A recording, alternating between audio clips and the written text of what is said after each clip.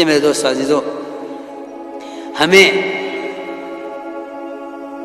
سب سے پہلے اپنی کمائی کے نقشوں کو علم پر لانا ہوگا، کیونکہ اگر نماز، ذکر، تلاوت، عبادت ہو بھی جاوے تو سوال تو سب سے پہلے اس کا ہے کہ معاملات کے ذریعے سے جو حقوق مارے جا رہے ہیں، ساری عبادتیں حق والے لے اڑیں گے تو یہ عبادات سے تو یوں صفر ہو گیا، اور معاملات میں جو احکام توڑے ہیں،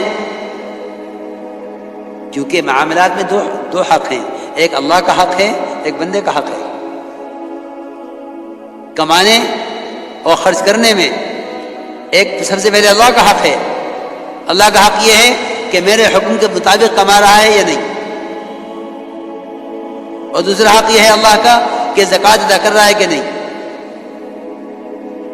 پھر خرچ کرنے میں بھی کہ خرچ کرنے میں اللہ کا حکم بندوں کے حقوق کا ہے۔ تو میں نے عرض کیا کہ اگر معاملات میں حکم توڑے گئے تو عبادات تو جتنی ہیں وہ تو بندے لے اڑیں گے حق کے، اپنے حق کے بدلے میں۔ پھر سوال اس کا ہوگا کہ مال کہاں سے کمایا، کہاں خرچ کیا۔ میرے دوستو، عزیزو، بزرگوں، ہر سمجھتے تھے لوگ تھوڑا سا حرام کھانے کو معمولی سمجھتے ہیں، حالانکہ لقمہ سمندر ہے، خیالات اس کے موتی ہیں۔ جیسی غذا ہوگی ویسے خیالات ہوں گے، جیسی غذا ہوگی ویسے خیالات ہوں گے۔ اس لیے سب سے پہلا سوال میرے نزدیک عبادات سے پہلے مسئلہ معاملات کا ہے، کیونکہ طہارت نماز سے پہلے ہے، طہارت نماز سے پہلے ہے۔ دیکھو میرے دوستو، طہارت یہی نہیں ہے کہ غسل کر لیا، وضو کر لیا، نہیں۔ علماء نے لکھا ہے کہ جسم بدن کے خون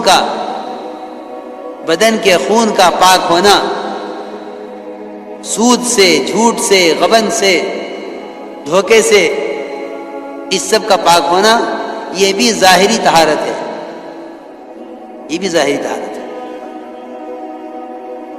یہ سب سے پہلے اپنے معاملات کو حکم پر لاؤ، معاملات کو حکم پر لاؤ، کیونکہ طہارت عبادت سے پہلے ہے۔ معاملات کو حکم پر لاؤ۔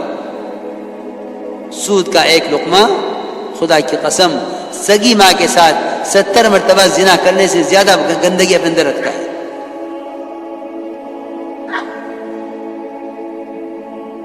اور کیا کہتے ہیں کہ نہیں، یہ وہ حرام نہیں ہے، یہ وہ حرام ہے، یہ وہ حرام نہیں ہے، یہ دوسرا، یہ حرام کی وہ شکل نہیں ہے۔ ہماری بات یاد رکھیو، کسی چیز کے حرام ہونے کی بنیاد،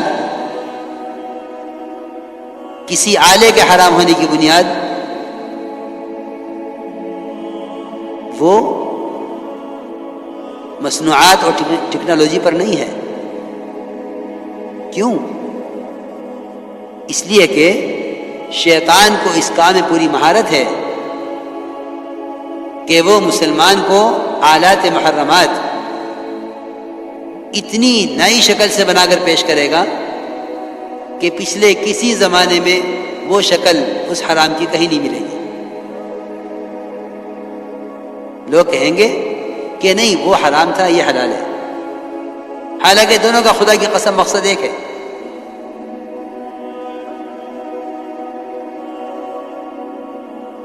دونوں کا مقصد ایک ہے، یہ بھی حرام ہے، یہ بھی حرام ہے،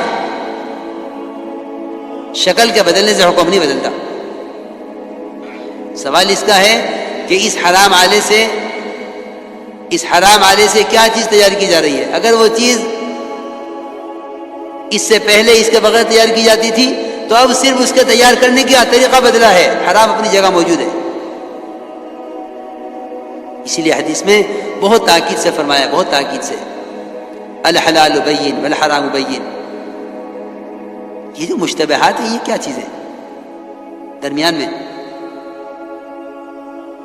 کہ یہ درمیان میں جو چیز ہے یہ حرام کی وہ شکل ہے جس کو معروف طریقے سے بدل دیا گیا ہے۔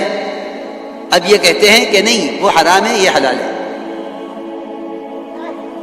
حالانکہ کام دونوں کا ایک ہے.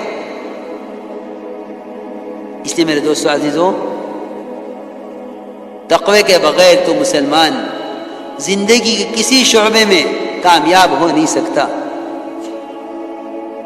اور یہ بھی یاد رکھنا کہ تقوی کے بغیر یہ کوئی برکت، کوئی نصرت، اللہ کا کوئی وعدہ اپنے لیے پورا نہیں کرا سکتا. کیونکہ اللہ تعالیٰ نے جو وعدے کیے ہیں محض تقوی پر کیے ہیں. من یتق اللہ یجعل لہ مخرجا، پہلا وعدہ یہ ہے تقوی پر کہ ہم متقی کے لیے نکلنے کا راستہ بنائیں گے، چاہے ساتوں آسمان زمین ملا دیے جاویں، ان کے درمیان ایک آدمی کو بند کر دیا جاوے اور وہاں اس کو حرام کا موقع دیا جاوے اور یہ بچ کر بھاگنا چاہے، تو اللہ ساتوں آسمان زمین سے نکلنے کا راستہ بنائیں گے. اللہ نے کیا ہے. یوسف علیہ السلام نکلتے چلے گئے، سارے دروازے بند تھے. اگر بیٹھ جاتے کہ حرام سے بچنے کا موقع نہیں ہے، نہیں، ایسا نہیں ہے. بلکہ جو حرام سے بچنا چاہتا ہے راستے اس کے لیے کھلتے ہیں. یہاں تو زمانے میں طے ہو گیا ہے کہ کیونکہ حالات ایسے ہیں اس لیے ارادہ ہی نہ کرو حرام سے بچنے کا. کہاں تک بچیں؟ پہلا وعدہ تقوی پر یہ ہے کہ ہم نکلنے کا راستہ بناویں گے. یوسف علیہ السلام کے لیے سارے دروازے کھلتے چلے گئے. پھر یہ بھی نہیں کہ تم ایک دفعہ بچو گے تو ہم تمہیں بچا کے تمہیں کامیاب کر دیں گے، کہ نہیں، ہم تمہارے تقوی کا امتحان لیں گے. تقوی کا امتحان یوسف علیہ السلام کا جیل میں جانا ہے کہ دیکھیں وہاں جا کر ایسا تو نہیں کہ جیل سے تنگ آ کر واپس حرام کی طرف آویں، کہ نہیں، میں اس حرام سے اپنے آپ کو بچاتا ہوں، چاہے جیل مل جاوے. رب السجن احب الیہ، کہ جیل زیادہ پسند ہے مجھے اس حرام سے. جیل میں دعوت دیتے رہے آنے والوں کو، اللہ کی توحید کی دعوت پہلے دی اور خواب پیش کرنے والوں کے خواب کی تعبیر بعد میں دی. وہاں بھی پھر تنبیہ ہوئی کہ نجات پانے والے سے کہہ دیا تھا کہ میرا ذکر کر دینا بادشاہ کے سامنے. اللہ کی شان کہ وہاں شیطان نے یوسف علیہ السلام کو اللہ کی یاد بھلا دی. انساہ الشیطان ذکر ربہ، ذکر رب یوسف. یہاں علماء نے تفسیر کی ہے کہ یوسف علیہ السلام کو شیطان نے اس وقت اللہ کی یاد بھلا دی کہ ہم سے کیوں نہیں کہا نکلنے کے لیے جیل سے، جب آنے کے لیے ہم سے کہا تھا. بادشاہ کے پاس کیوں کہلوایا؟ سنو، تو میں عرض کر رہا تھا کہ تقوی پر اللہ رب العزت ہر تنگی سے نکالیں گے. دوسرا وعدہ یہ ہے کہ جو تقوی اختیار کرے گا ہم اس کے لیے اس کو ایسی جگہ سے رزق دیں گے جہاں اس کا گمان خیال نہیں پہنچے گا. اور ایک یہ فرمایا کہ ہم متقی کے کام میں آسانی پیدا کر دیں گے. داؤد علیہ السلام کے لیے لوہے کو اس لیے نرم کیا گیا کہ انہوں نے بیت المال سے ذاتی خرچ لینا بند کر دیا. حالانکہ بادشاہ تھے، خلیفہ تھے، ذاتی خرچ بیت المال سے لیتے تھے. اللہ کو یہ بات پسند نہیں تھی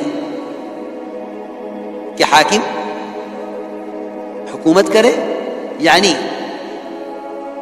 رعایا کی خدمت کرے اور رعایا کے مال میں سے اپنی ذات پہ خرچ کرے. اس کا کوئی تصور ہی نہیں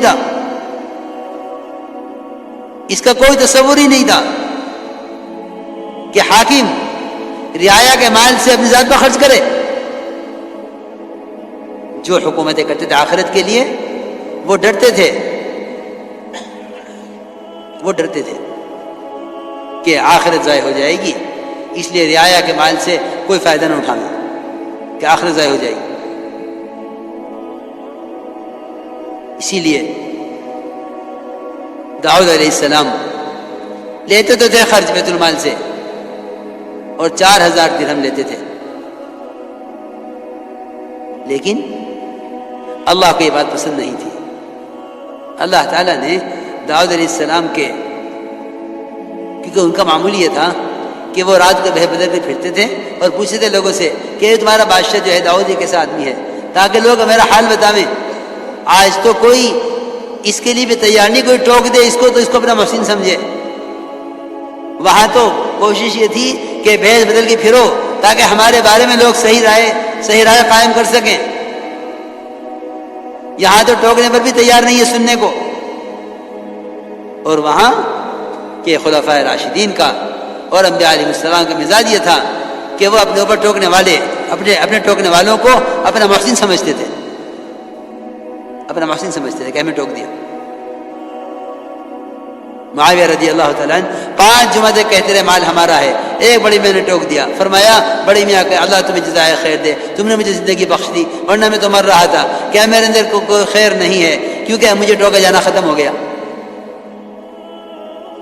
وہاں داؤد علیہ السلام بیس بدل کے رات کو پوچھتے لوگوں سے داؤد کیسا آدمی ہے، لوگ کہتے بڑا اچھا آدمی ہے، بڑا نیک آدمی ہے۔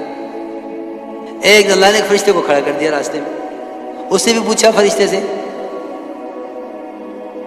انسان سمجھ کے کہ بھائی تو بتاؤ یہ داؤد کیسا آدمی ہے؟ میں نے کہا ہاں آدمی تو بہت اچھا ہے مگر ایک کمی ہے ان کے اندر، کہ کمی یہ ہے کہ یہ بیت المال سے اپنا ذاتی خرچ نکالتے ہیں، خود کما کے نہیں خرچ کرتے اپنی ذات پر۔ اسی وقت طے کر لیا کہ بیت المال سے خرچ نہیں لینا۔ ایسے ہوتے تھے حاکم۔ چنانچہ وہاں تو طے کر لیا کہ بیت المال سے نہیں لینا، اب کیا کریں؟ تو اللہ تعالیٰ نے کام دیا کرنے کے لیے، اور سب سے مشکل کام کہ جنگ میں پہننے والی زرہ بناؤ،